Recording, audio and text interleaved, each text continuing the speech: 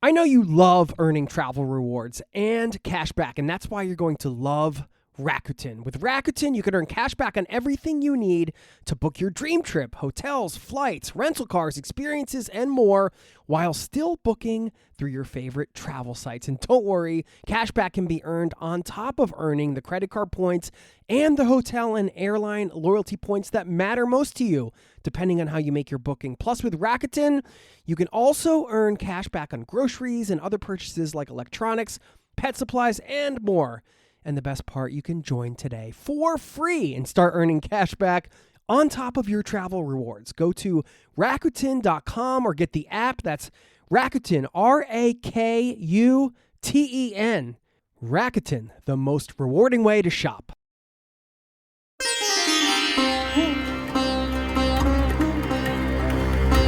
You're listening to the Zero to Travel podcast, where we explore exciting travel-based work, lifestyle, and business opportunities, helping you to achieve your wildest travel dreams. Welcome to the second episode of Remote Roundup, where each month you'll get a highly curated list of the latest and greatest from the world of remote work and long-term travel, including insanely helpful tools and resources, need-to-know trends, destinations worth spending time in, and plenty of insight into what it really means to live and work around the world. And we do it all with a dose of humor, or at least we'll try. I'm Caitlin, associate producer of the Zero to Travel podcast and a digital nomad for the past year and a half who loves to help people do life differently. Fun fact, one time I was offered 10 cows for my hand in marriage. I think you're worth more than 10 cows. I think I'm worth more than 10 cows too. And I'm Janessa, the partnerships manager here at Zero to Travel. I'm a slow traveler working remotely who took an adult gap year 6 years ago and never returned to a conventional life. And fun fact, I have a 1,200 plus day Duolingo streak, and yet I still can't speak Spanish. I even tried Swahili for a couple months, but that didn't stick either. Swahili? For one, I'm impressed with that you even tried Swahili. Well, I spent 2 months in East Africa, in Tanzania and Wow. Kenya, so I had to give it a shot. So coming your way in this month's remote roundup, we are talking about our favorite European city that still lives up to its hype, a different way to think about planning your next trip, travel destinations that look amazing on Instagram but are awful in real life, and a mystery game that puts Caitlin on the hot seat. I don't know if I'm nervous or if I'm excited. By the way, before we dive in, a quick reminder that you can always get our free, value-packed, community-driven newsletter over at zerototravel.com/newsletter. All right, so I want to kick it off today with where in the world are you, Janessa? I am in Winnipeg, Canada at the moment. I'm visiting my family. This is where I was born and raised, and I'll be hitting the road again soon. But Caitlin, where are you? So this week I am actually in Berlin, Germany. I came here about 11 days ago now. So I came here on September 1st, and I came here for a breathwork facilitation program so I can learn how to facilitate breathwork. And I came here back in 2017 during my first backpacking trip through Europe, the one that all of us like to take when we first start our travel journey. I spent about 3 days here. And back then, I left Berlin feeling kind of not very impressed. But being here now, I am absolutely obsessed with Berlin. And I'm actually really sad to be leaving because I didn't get to spend a lot of time exploring the city as I would have liked. But I love it. And I know, Janessa, I believe this is your favorite city here in Europe as well. Yeah, Berlin is still one of my favorite cities in the whole world. I actually moved there in 2019, having never been before on any kind of backpacking trip there. And I ended up living in Berlin for almost 2 years. And since I left, I've returned probably at least 6 or 7 times, often for a month or more at a time. So it's very interesting that you said in 3 days you didn't love it. I do hear that a lot when people tell me that maybe they didn't love Berlin their first go around, because I think it's the kind of city that really grows on you once you get to know it. You kind of get underneath the core of what the city is, and then you fall in love, and there's so much to love about it. So I'm actually really curious because we haven't caught up about this yet. What has your experience in Berlin been like while you've been there for a slightly longer period of time? Yeah, so I've been doing more of the living here rather than experiencing it as a tourist, which I think has been the switch for me. Last time when I was here, it was going to see the Berlin Wall, taking the bus tours, and doing all of that, kind of more in the center of the area. But now I am more in a part of the city. Is it Prenzlauer Berg? Prenzlauer Berg. Yeah. Prenzlauer Berg. Yeah, and you say it with the accent too. Funny, I took about like 3 years of German in college, and I still can hardly say a sentence. So it's safe to say learning language is not necessarily my strong point. But I love the culture here. I have been in Bosnia. So coming here for one, I am so overwhelmed with all of the international food options. I am just thankfully I have food restrictions, so I can't indulge in all of these things, but I would easily have gained 20 pounds just being here for 2 weeks. So much food. Everyone that I have come into contact with, I have enjoyed my interactions. I had the nicest conversation on the street with someone today at a market. There's the thrifting and the vintage shopping and all of the markets here at all of the parks. Every day you can go to a different one. It's just, there's so much happening around the city all the time. And it is so much more than I think the kind of stereotypical concept that you have of Berlin, which is clubbing until 6 a.m., like the kind of like the sex culture and kind of more of that alternative culture. I mean, the art scene here is amazing, obviously, but yeah, there's so much more to it. You could come and live here and start a family and experience Berlin in that sense, or you can have kind of that more stereotypical Berlin experience and everyone kind of coexists together. And it's just a really nice place to be. Yeah, I agree. There's so much more to it. Absolutely. You can go clubbing at all hours. I also love just all the little underground dive bars. I also love sitting outside with friends, whether that is outside of a Späti. So they have these Spätkaufs, which are like a late night shop where you can buy a beer, you can buy a snack, cigarettes, whatever. And you can even do like a Späti crawl instead of a bar crawl because some of them will have little tables you can sit outside and just watch people walk by. As soon as the weather gets nice, all of my friends will head out to the parks that are in the middle of the city. There's so much green space. Just sit in the sun with your friends on a nice afternoon. And I was actually in Berlin during the pandemic, during lockdown. So I spent as much time outside as possible. There are so many trails and parks where you don't even feel like you're in the middle of a big city. I also love the lakes that surround Berlin. I don't know if you've had a chance to get out to them yet, but there's quite a few you can get to with. Yeah, if you have the time still in September, it's still usually quite nice. I was there last year in September, and I would get on my bike and within half an hour to an hour, depending if you take public transportation or you ride, you can be out at a nice little lake and spend the day outside of the city. So I love that it's that big city feel with everything you want, all the international cuisine, and yet there's so much access to nature. Yeah, I really want to try to get out of the city if I can and check out some of the lakes and some of the nature. But it is kind of cool with how huge of a city this is. It doesn't feel too overwhelming in a sense. Transportation is really great, except my biggest recommendation is you think that you can get on these trams without buying a ticket, but make sure that you get a ticket.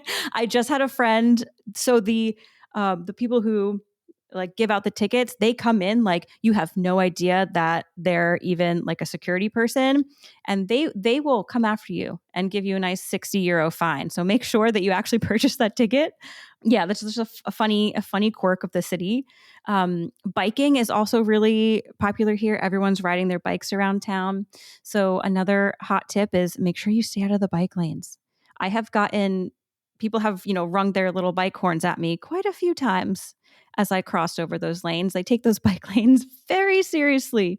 But yeah, very kind of, parks, bike riding, green culture. I just love it. Yeah, I think it's so easy to get around for being a big city. You can get most places within, 15 to 30 minutes, max an hour to cross the entire city. I love riding my bike everywhere, and I will be that person dinging my bell at you to get out of my bike lane. I'm sorry. And yes, the trams and the U-Bahns, the S-Bahns, they are not free. It is the honor system. The controllers will be dressed in plain clothes and come out of nowhere and give you that €60 fine. So something that people often ask me about Berlin is if there's any good co-livings there. We've both talked about co-livings before. We love staying in them in other places in the world, but Berlin doesn't quite have that nomad co-living culture. A lot of places, if you Google co-living, you'll find more like short-term furnished apartments. And maybe that is what you're looking for if you're looking to visit the city for about a month. But it is difficult to find housing in Berlin. There is a bit of a shortage right now. Prices have gone up a lot in recent years, especially since I had first moved there. And so you won't kind of find that same community co-living that maybe we've experienced in other destinations, that it is more of a housing solution, that you're also competing against people who have just moved to the city and can't find a permanent place to live. So when I return to Berlin, I have a network of friends there now. I'll ask around. I'll often stay with a friend if they have a spare room or if someone is traveling, or I've gone on Facebook groups and found an apartment sublet. So housing can be a more difficult issue in Berlin depending on your budget. It's not the most budget friendly in terms of accommodation anymore. Yeah, it was definitely a little hard for me to find housing, a little bit last minute too. I think last minute is really the key thing here. If you know that you're going to Berlin, definitely try to get your housing early enough. I got super lucky where I did post on my Facebook and I knew someone who was thankfully going to be gone the exact dates that I needed. And now I'm subletting her apartment. And she's never met me. So thankfully, she trusted me enough to stay at her place while she's gone. Exactly. I think that's one of the best ways to do it. So overall, Berlin is a fantastic city. Spend more time there. It is worth the hype, but you won't get the same sense of that city if you just go for a couple days and just do the tours and the museums. Absolutely do those things as well, but I think it's a place that's worth spending a little bit more time. Yeah, 1000%. I couldn't agree more. I'm sad to be leaving, but I know I'm 1000% going to be coming back to Berlin. All right, we're going to move on now to a tool that helps us with our remote work and life. If you caught our episode last week, we talked about productivity and mindset. So this week I wanted to switch it up actually and talk about our remote work setups. I used to be team laptop only, and I believe you still are, Caitlin. But for a year now, I've experimented traveling with a full laptop stand, a keyboard, and a mouse. And let me tell you, it is a bit of a game changer. I think it would be very hard to go back. What do you think? Yeah. So right now, I just have my laptop. I do have a small laptop stand, but that is it. But I miss having a monitor. So that may be my next investment, is some sort of monitor that can attach to my laptop screen. But I want to hear more about your setup. Yeah, so I have a very lightweight stand, but then I needed a keyboard as well. So I have a keyboard that's fairly lightweight. It's not folding or anything. I do put it as is in my backpack. And so I keep all of these kind of in my personal item when I fly. I was so resistant to add these things because I was traveling with a carry-on. I didn't want the extra weight or the space, but I think it is worth it. So my laptop stand elevates my screen. My keyboard is great. I've got kind of better than basic mouse, not super fancy, but it definitely makes a difference. I can't believe I spent several years without any of these things before. I have a lot of like neck and back issues from previous injuries. So this definitely helps my posture a lot. I had horrific posture. I still sometimes do. I'll sometimes take my laptop and sit on the sofa, but I think in terms of how my body feels, it does make a big difference and is worth that little bit of space. I don't have an extra monitor. I've seen people in co-working spaces with, the tablet type monitors, the ones that fold out from either side of your screen. There's so many creative solutions now. Now that I'm actually visiting family, I am using a monitor at my little work setup here. And I think it's going to be hard when I hit the road again in a few weeks to not have that second screen. I've started to get used to that as well. I know some people put a full-on monitor in their checked luggage, and I think that's a little bit wild. That's a little bit overkill. Have you seen that? You've actually seen that? Yes, people have brought them like to co-working spaces and they have Wow. brought them. I have also heard of people that return to places often will just buy a monitor and then leave it with somebody there, or they will buy a monitor in each place and give it away or sell it when they leave. So I think that would be a solution if you're staying more like 2 or 3 months in a place. I think every month buying a new monitor would be a little bit overkill, but some people seem to need those extra screens. I got by for so long with just one screen and I didn't really understand the hype between having a second one, but now that I've tried it, it's kind of nice. So It's going to be so hard to go back. it is. So if you found a solution that really works for remote work, whether that's in your home office, but it's portable, or you do put it in your carry-on, let us know. What's your go-to? What do we need to be looking into? What is the next step in improving our remote work setup? Because remember, we're not on vacation. We are spending sometimes 8 hours a day, sometimes more, sometimes less, at our computers to fund this lifestyle.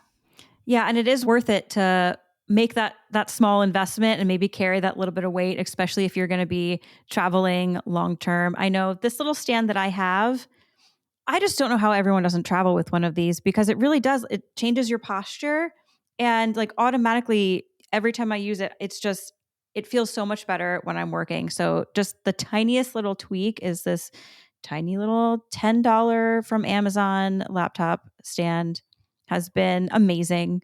It's funny. I was scrolling the Digital Nomad Reddit channel. I just found that and now I'm obsessed. I love scrolling that. And someone put in a digital nomad life hack that they said changed their entire life. And that was taking their chair and putting it on top of their table and then putting the laptop on that chair and creating their own standing desk. Which at first I thought, okay, that's a little ridiculous, but I can see how that works. And so, whatever whatever works for you, I guess. I don't know if I will try that um, at the where I'm at now. My chair has wheels, so that won't actually work. But the more I think about it, maybe it's not that bad of an idea. Maybe it's a great one. Interesting. Yeah, I don't know that I'd call that a life hack for everybody, but I have put my laptop up on a higher shelf if I'm doing work that doesn't involve a lot of typing, that's more listening to things or proofreading, or when I'm on calls, just to mix it up and stand a little bit. But yeah, if I'm needing to use my keyboard and mouse, then I don't think it's going to be up on a pile of furniture. Yeah, and especially too if like where you eat is also where you're working. To put a chair on that same table you're eating that's been on the floor, I don't know. Definitely have to make sure that you're cleaning the table afterwards. But that also makes me think about just one other little tip is if you can I found a huge difference if I try to eat somewhere different than where I'm working, even if that's the opposite end of the table. It has made a difference with how I can shift into work mode and into play mode. So that's kind of another just little tip that I found is really helpful as I'm working from the same room all day, especially in this little studio here in Berlin. That's true. I've had a lot of studio apartments that I don't really have the option of mixing it up. But when you do, that is nice to have a little bit of separation, especially if you're working from home all the time and not from a co working space or a cafe. Yeah, exactly. So, on to our kind of next segment, which is trends to know. Janessa, I know we were talking a little bit about co-livings here in Berlin, how they're not so popular here, but a popular trend that we have seen in general coming up is this idea of pop-up co-livings and self-organized co-living. So, have you stayed at any of those recently yourself? I actually have not yet stayed at a pop up co living or a self organized one. I'm just seeing them a lot with my friends and online. I've stayed in several permanent co living spaces, which is great because then they do tend to have a built in co working space, whereas a pop up one may not be intended for that. But often they can find a place that has a place for everybody to work. And so I think some of these are more seasonal. So they'd be in destinations where they wouldn't want to operate a year round co living. So whether it's the season that's nicer to be there, or maybe it's the off season when a hotel or hostel isn't being used by tourists and they can get you a good rate for it. Or maybe a friend is finding some villa that sleeps 12 people and then they're just allocating the spots to their friends or their wider network of friends. So I think that that is kind of a cool way forward, that once you have an established community of people you want to spend more time in, gathering everybody together, it's great to have one of those people in the friend group, right? That will organize this and everyone just chips in for their portion and you can get together for several weeks or a month or more and just spend time with a core group of people working, living together, and that it doesn't necessarily need to be organized by a company or it doesn't need to be a permanent operation. Other groups, maybe if they've connected online, they want to add an in-person element to it. So they find a spot to do a co-living. I think that that's just a really cool way of doing things within communities and groups. And I think we'll start to see more and more of those. What do you think? I actually have not stayed at a co-living yet. I did stay at one in Bonsko, but it was more kind of off season, so it didn't have that co-living feel as I stayed there. But the idea of pop-up co-livings, I'm kind of getting more and more obsessed with. I think, like you said, it's a great way just to bring people that you already know together. You don't have to start a business with this, which also means that people who are organizing these pop-up co-livings, they might not be charging these premium rates for these premium experiences. So they're not going to be as expensive. And it is going to be, a little bit more of an organic experience where you might not have all of these pre-planned activities, but you are still co-creating together with a group of people. I actually have a friend who has been organizing or starting to organize a pop-up co-living, and her focus is actually around people who enjoy salsa dancing, which I think is awesome. So it's a great way to just like, hey, I love salsa. Hey, I love art. Who else wants to get together in, I don't know, Rome and just do art and work and, just spend time together for a month or 2 weeks or however long it is. So, yeah, I am all on board with it. And at some point, I would love to maybe try organizing one of my own. Ooh, that would be cool. I like the idea you mentioned of having a common theme or a common hobby or passion. I think I've also seen content creators getting together and everybody there has all of their equipments and tripods out and they can support each other in creating content. Exactly. I would love to see a scuba diving co-living. That is my dream, of just everybody Oh, there can go diving together, just self-organized. Shore diving would be ideal so you don't have to deal with the logistics of a boat. That's my secret dream of opening a co-living, but maybe I should start with a pop-up version. starting with a pop up is a good way to test that idea if it is something that you do want to do in the future as an actual business. That's true. But I love what you said. It's not a commitment into a total business. You can just self-organized. We'll get back to the interview in just a moment.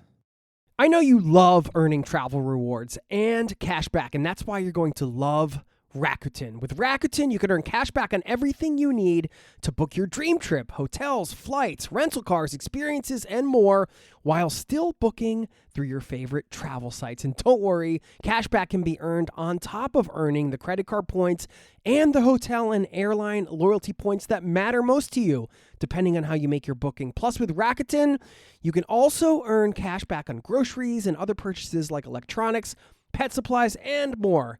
And the best part, you can join today for free and start earning cash back on top of your travel rewards. Go to Rakuten.com or get the app. That's Rakuten, Rakuten. Rakuten, the most rewarding way to shop. Now, back to the show. So you brought up a good point of kind of having a more intentional co-creating community. And that actually transitions us really well into our real talk this week, where we want to give you our honest thoughts about nomad life that we are involved in. And I think this week we wanted to talk more about intentional travel. Can you start off with what that kind of means to you? Yeah. So, one thing that I have found as I've been a nomad for the last year and a half is traveling to different countries, different cities with intention, with some sort of purpose. I think as nomads, a lot of the times, or maybe there's just this kind of idea that we're hopping around from place to place. Oh, I feel like going here. Oh, I feel like going there. I know people that are going, so I'm going to go there next. But I've found a really good way to kind of anchor into a place a little bit more is this idea of intentional travel. So here in Berlin, I decided to take a breathwork course while I was here. So it's if you have a specific hobby or activity that you've been wanting to learn, maybe finding a location where they specialize in that. If you want to learn Mai Tai, go to Chiang Mai. If you want to, I don't know, learn about coffee culture, go somewhere where coffee's a big thing. I have a friend who is obsessed with matcha and tea. So he went to Japan, obviously, and took a course in tea making. And it doesn't have to be as big as that. It could just be, in Bosnia, my thing was kickboxing, which was like a Mai Tai style kickboxing. I just wanted to try something new. So it's just a good way to, also get involved in the community in a different way. It's a good way to get to know the locals, as well as maybe find some other nomads or other expats and things like that. And there's a lot of, benefits to it. You're developing your new skill. Like I said, it's anchoring you into a place, and it's also giving you some sort of routine and stability, which is something that I've also realized that I struggle with, but that I really, really need when I travel. So that is, something that I've been doing, like I said, for the last year, and I'm definitely going to continue to do that. It's definitely, I don't know, you feel like when you go to a place, yeah, you see the sights and you eat at all the cafes and you try all the food, but I don't know, I get more of a sense of a feeling of accomplishment, I guess, and something that a real core memory that I can take with me when I go to the next destination. Yeah, I love this idea of intentional travel. I think when I first started, I would often choose destinations based on my budget. And there's nothing wrong with that. A lot of people do that. There are phases as well where I feel like I need to save some money again. So I'll choose a place that has a lower cost of living. And I think that is a benefit of this lifestyle. You can scale it as much or as little as you want. But when you continue doing this for several years, it is good to add in those intentional chapters of destinations you're choosing for a specific reason. I think you gave some great examples, and that actually reminded me of one of my next upcoming trips. Is I'm returning to a place I've already experienced, which is Oaxaca City in Mexico, but this time I'm going for Dia de los Muertos, Day of the Dead, and I'm really excited Ooh. about that.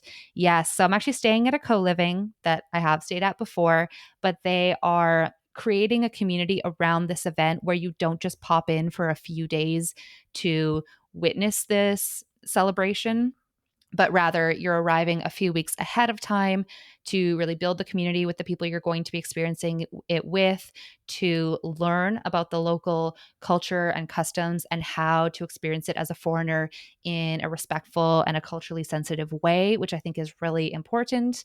And that most people will be staying about a month so that we can kind of immerse ourselves in those experiences together. So even though it's somewhere I've already been, I have a completely different intention than when I went to this destination 2 years ago. And I'm trying to look now at what other intentional things I can add into my travels going forward. I often choose destinations based on where I have friends at this point, but what else can we add into it? Or maybe the intentions with why I want to spend time with those particular people again. So I'm really glad that you brought that up. Yeah, I love that you said too, you're going to this place for a second time, right? So it's an opportunity to kind of see that place with new eyes, right? Or with put a whole different experience on it, maybe. Um, and then another thing too is you're going for an event. So even things like events, you can use, like, that's your intention when you go to a place. Maybe you love music festivals. So you can travel and go to different music festivals in different countries. So there's a lot of way to add intentionality. Seeing friends, that's an intention too. So it's kind of just finding yeah, really just finding anything that makes you feel a little more anchored into a place. But I love those examples that you said as well. I'm also seeing a little bit of this pop up community, not necessarily in a co living sense, but I see people that are really into kite surfing. So they'll start meeting the same people in all of the best kite surfing destinations in the world, and they'll hang out with those people for the season, even if they're not necessarily living with them. And the salsa example you brought up, I have a lot of friends that are really into this nomad bachata and salsa scene, and they'll specifically pick destinations that have a bachata festival or classes or things that they want to participate in. And I kind of see that almost as an extension of the community. Yes, you're traveling for your own interests, but you're also doing it with other people, which is cool. I love that. I love that. All right. So hopefully that can get you thinking about how to plan your next destination, maybe with intention instead of just ticking off all of the sites. And that actually transitions us well into our rogue segment here of a headline you forwarded to me, Caitlin, of Oh 7 boy. destinations that look amazing on Instagram, but awful in real life. So let's take a look at this list and see what we think about it. And maybe we have some others to add to the list of places that maybe people go because they see them on Instagram and don't really think about what else they want to see there or what they want to get out of the experience. I can see already the first one on the list is Santorini, Greece.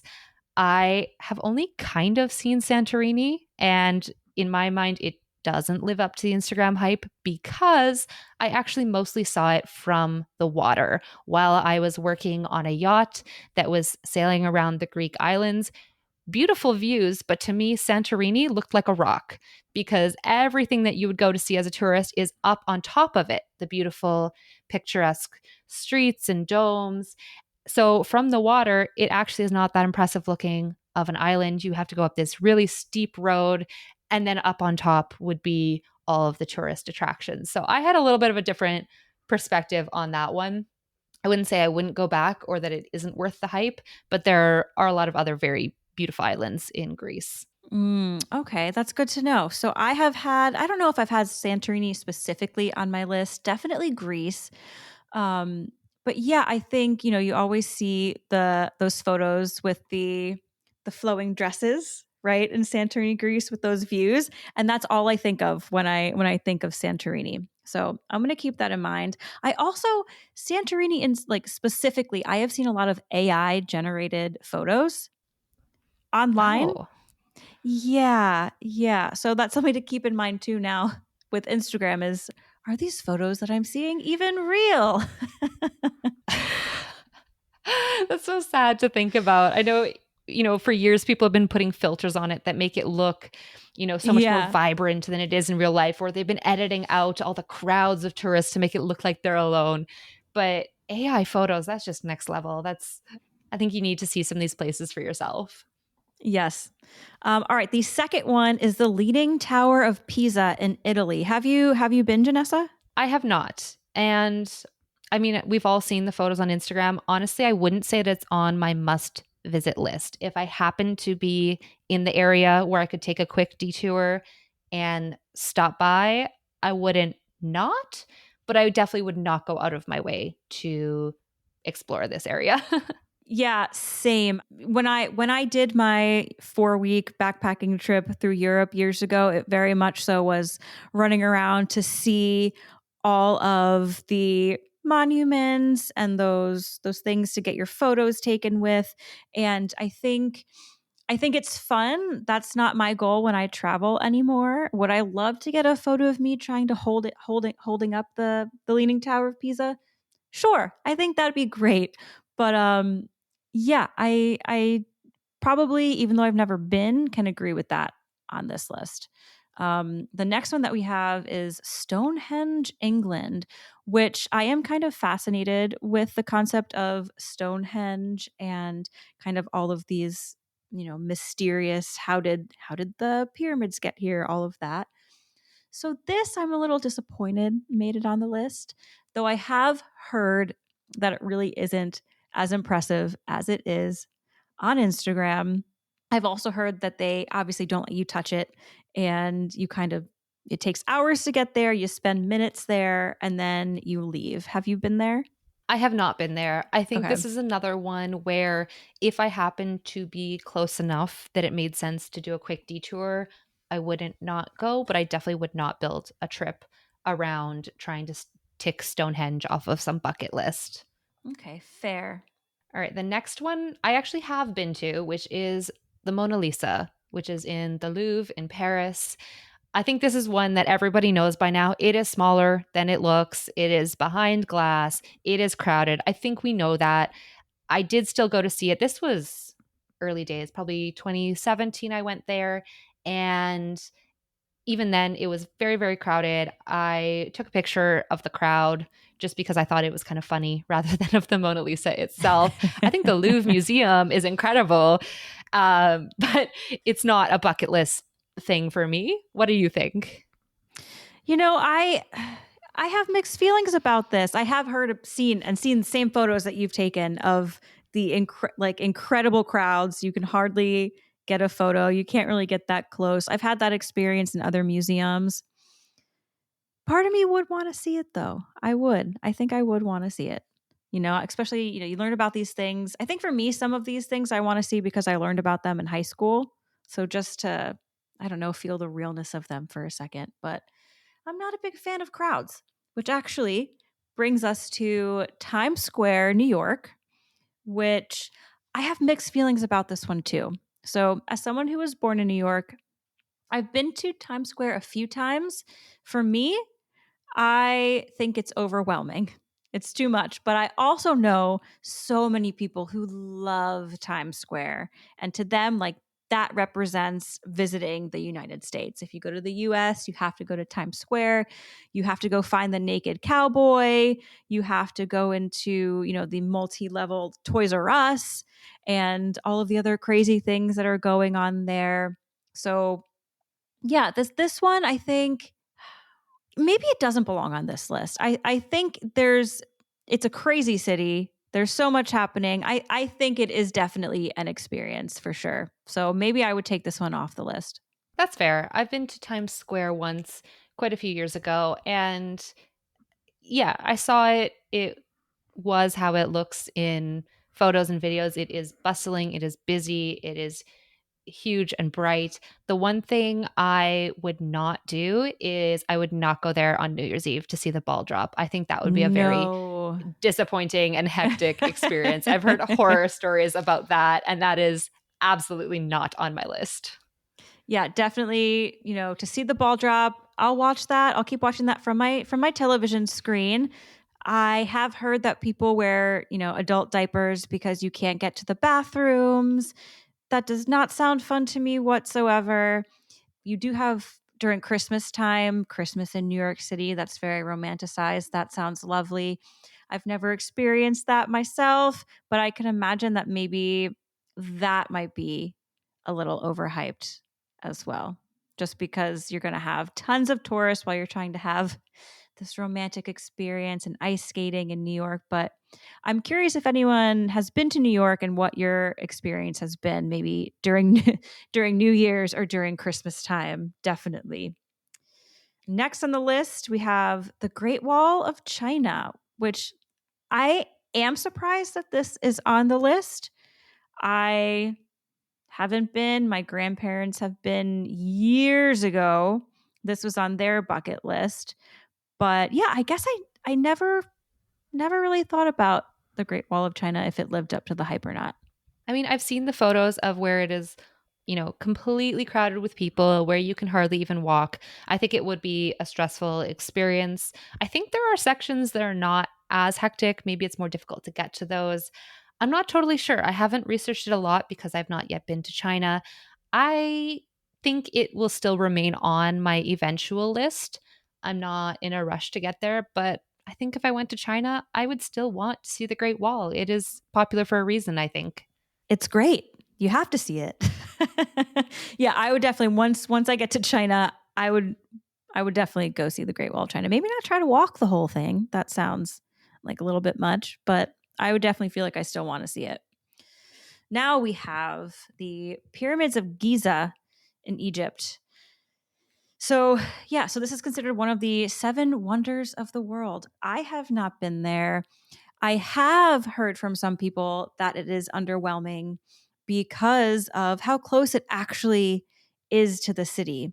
A lot of people assume that it is farther out in the middle of nowhere and you're on your own, but it's actually quite close, which I don't know why that's disappointing, but I kind of feel the disappointment too because you don't see that in the photos, right?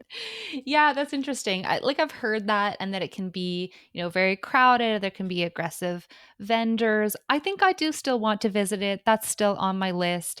I don't know if it being close to the city takes away from it for me. Well, I'll report back if I go. But I think other places that have popular attractions that are like in and around the city, I think as long as you realize that, it's kind of cool how the ancient and the modern kind of merge. Like I'm thinking of That's we've true both been too. to like Sofia, Bulgaria, where they tried to dig a new metro and they came across 3,000-year-old Roman ruins. And so people don't go to Bulgaria to see these ruins, but you're just going to take the metro, and it's almost like a little museum in the middle of the city. That it's cool that everything else has just been built around it, and yet this has been preserved because they found it a number of years ago. Or, for example, the other one that comes to mind is Nairobi National Park, which is kind of cool. It's the only like safari national park that is technically part of a major capital city.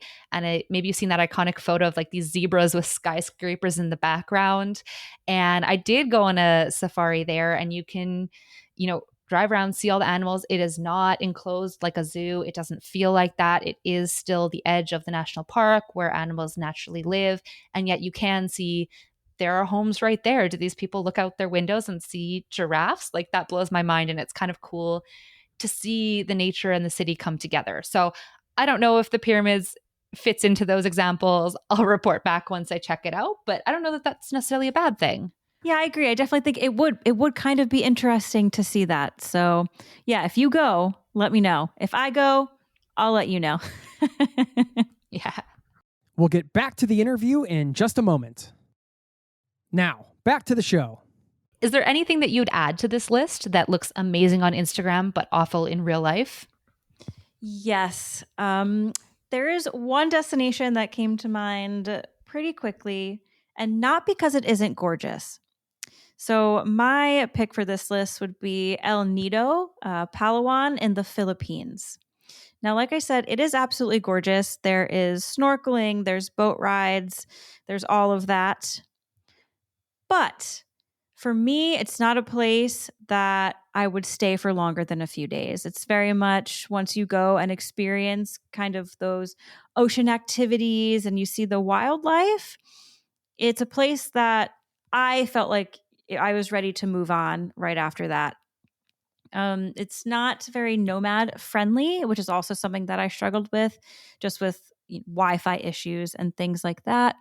So if you do go, I would recommend just maybe staying there for a long weekend and then maybe exploring somewhere else in the Philippines afterwards. But yeah, like I said, it is absolutely stunning. The beaches are great, the water is beautiful. It is very hot, so be prepared. It's good to know. I will keep it on the list, but with that caveat. And I think that's important to keep in mind too, because we're talking about destinations from a nomad perspective and a tourist perspective.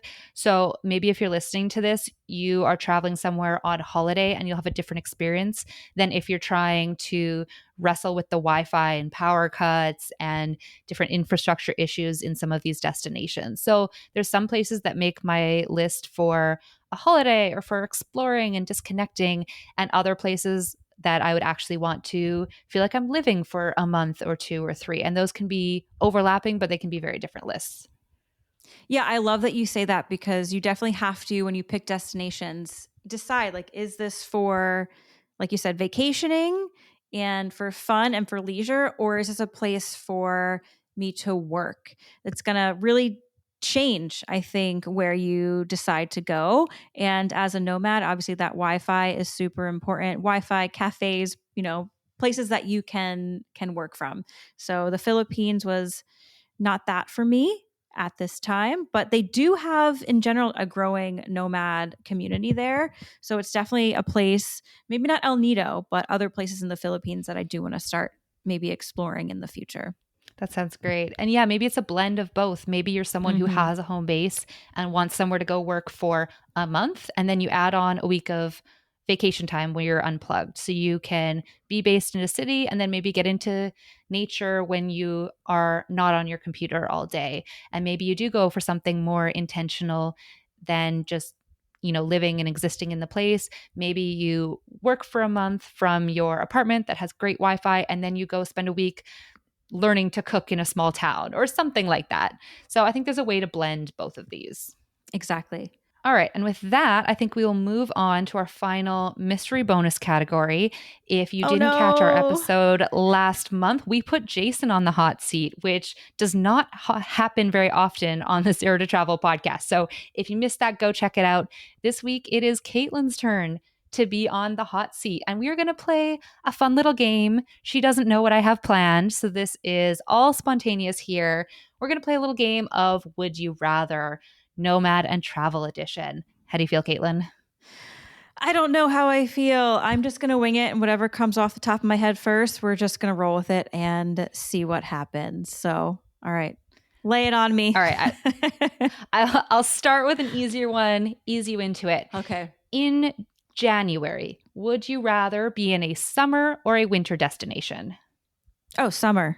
Easy. Summer destination. I'm the same. I'm the nomad that's always chasing summer, but I have a lot of friends that do ski season, whether that is in Europe or the US or, Bansko, Bulgaria is popular for ski season. So, I mean, there are winter season nomads. We are just not them. No, winter is not for me. One time I went skiing and my ski fell off as I was going down the hill. So that was kind of my first and last experience with that. I prefer 1000% to be in the sun. And in January, I'm actually typically in Mexico, typically in Tepoztlan, which is about 90 minutes south of Mexico City, usually on retreat there, actually. So that's my January activity. And I have no desire to go anywhere else that is even mildly cold at that time of the year. All right, we are on the same page about that. I, coming from Canada, have done enough winters for a lifetime. I am over it. All right, next question. Accommodation. We actually kind of alluded to this, funny enough. Okay. Would you rather book a few days to start and then find something once you're on the ground, or commit to a month sight unseen? Shoot. I think I have a tendency to commit to a month sight unseen and just hope for the best. Now, is that the smartest way? Maybe not. Is it the way that gives me less anxiety in a sense? Yes, because I think the idea of booking something for a few days, and if I don't like it, I have to go find something else. And then it's, well, what if I go looking for something else and I can't find it? And then those few days in my place are up and I'm still looking for a place. Now, what do I do? I know in places like Chiang Mai, that's what they recommend doing, actually.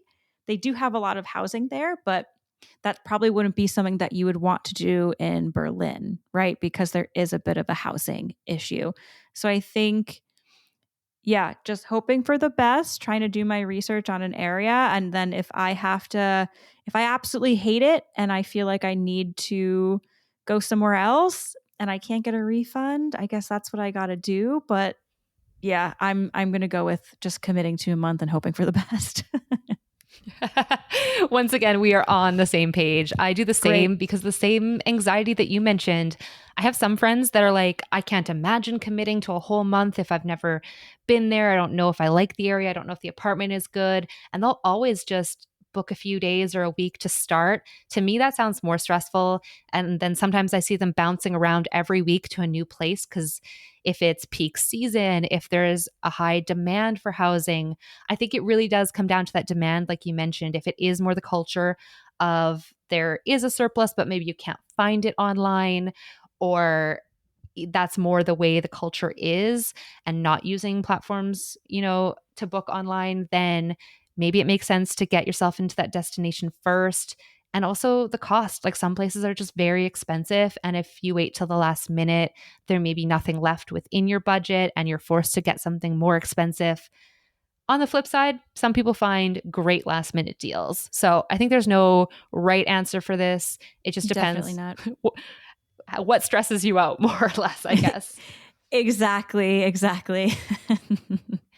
All right, next question. Would you rather travel for a month with a personal item only or with Wi-Fi only? So what this means is option A, you do not even get a carry-on. You just get what fits in the Ryanair sizer that they say goes under the seat in front of you. That's all you can bring, but you have full access to your phone. Or you can bring as much luggage as you want, but you get no SIM or eSIM for data. So you're relying on finding Wi-Fi in places. Wow. This is hard. I would got you on that one, rather hey? I would rather have to look for Wi-Fi. I would rather have to look for Wi-Fi because you know what? Maybe in that sense then I would try to make sure that I find a place to stay that I know has good Wi-Fi so I wouldn't have to rely on my phone. Yeah, make sure that there's good cafes, maybe do some research ahead of time and I could make it work. Winging it would be stressful that way, but if I actually sat down and was able to plan it out a little bit more. And then, maybe I could experiment with trying to get around a city in that old school way of actually asking people for directions. Right. Yeah, it's tough. We talk a lot about how much we rely on our technology and our phones to get around, and in some ways it feels like a safety thing sometimes. I think it depends on the destination as well. Yeah, if you can communicate with people well or not, whether it's the kind of place where you can get everywhere on foot and you just download your offline map, or whether you do need to rely on public transportation schedules or ordering Ubers or Bolts or other ride shares. I think it does depend on the destination. So I know that this was a really challenging one. My first instinct when I made this question was like, oh, if it's only a month, I can get by with a personal item. But that is very No little. way. My work setup that we talked about, that takes up most of that personal item at this point. So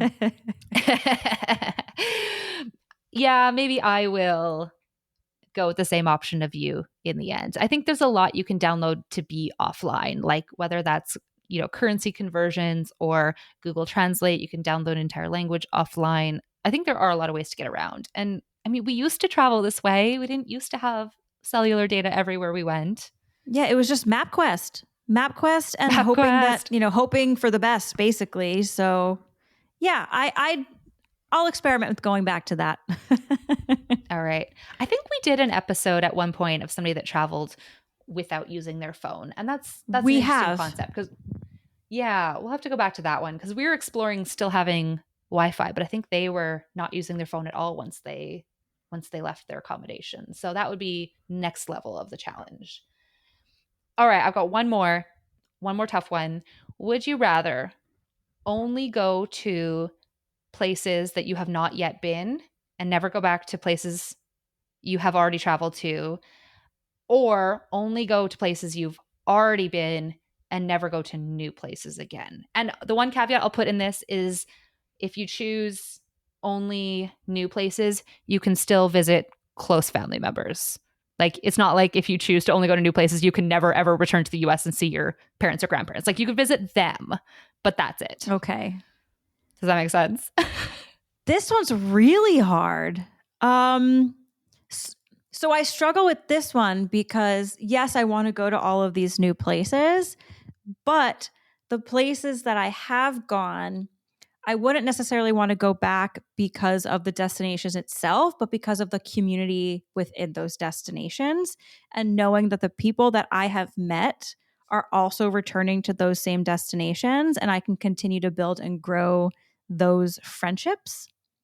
Because as a nomad and you're traveling all the time, I have found it's very hard to maintain those relationships and I'm starting to kind of value keeping those more and more.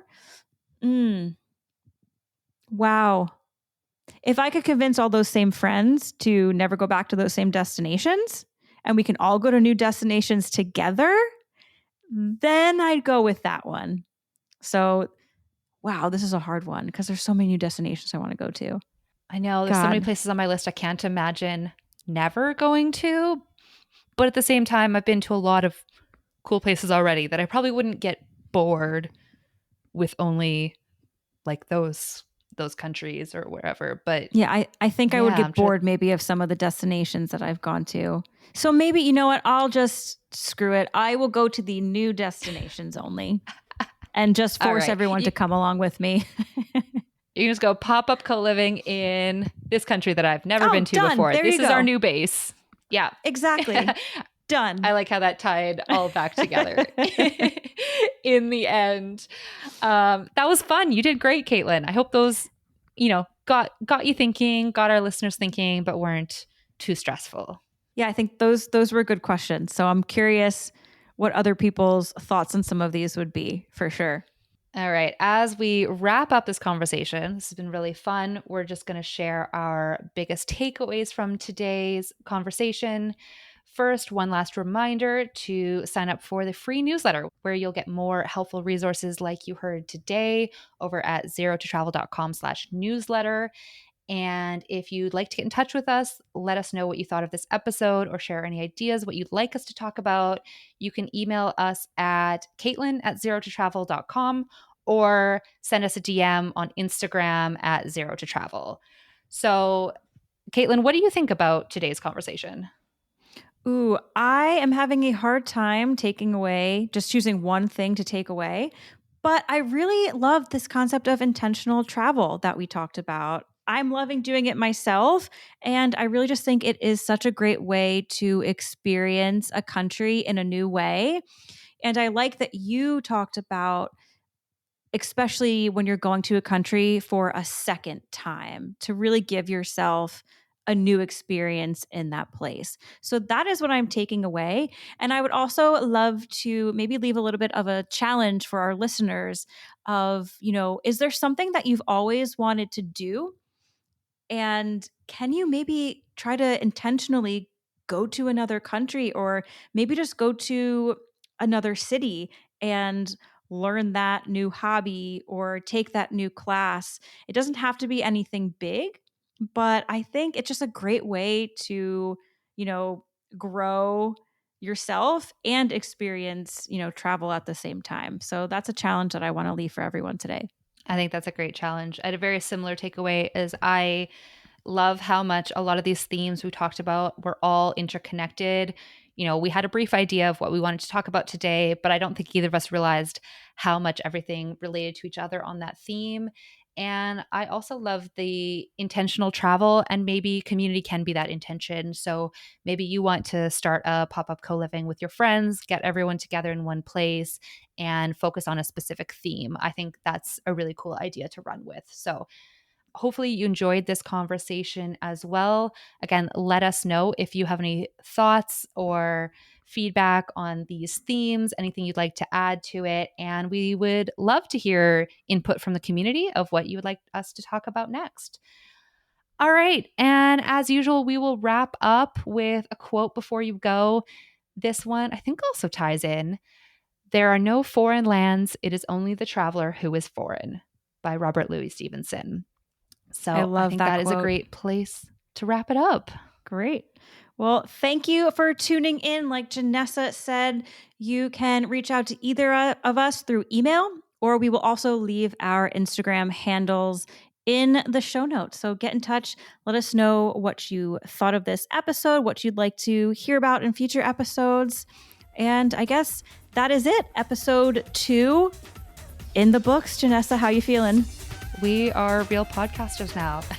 No, this is so much fun. And make sure you check out that first episode with Jason if you missed it. And we'll be back next month with some fresh topics. All right. Adios. This podcast has been brought to you by zerototravel.com. Ideas and advice to make your travel dreams a reality.